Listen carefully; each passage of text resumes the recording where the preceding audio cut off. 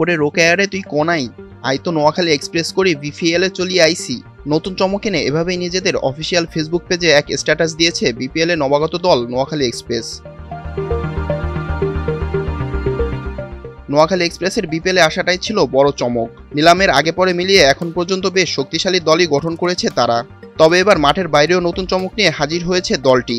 জনপ্রিয় অভিনেতা জিয়াউল হক পলাশকে নোয়াখালীর ব্র্যান্ড অ্যাম্বাসেডর করা হয়েছে। এর আগে দল গঠনেও চমক দিয়েছে নোয়াখালী।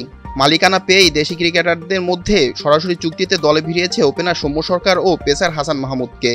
বিদেশি কোটায় দলে ভিড়েছে শ্রীলঙ্কার ওপেনার কুশাল মেন্ডিসকে।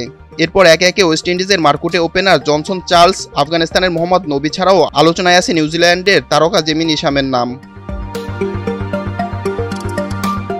আগামী 26 ডিসেম্বর চট্টগ্রাম রয়্যালসের বিপক্ষে ম্যাচ দিয়ে বিপিএল অভিযান শুরু করবে নোয়াখালী এক্সপ্রেস। বিপ্লব শেখ, এনটিভি অনলাইন।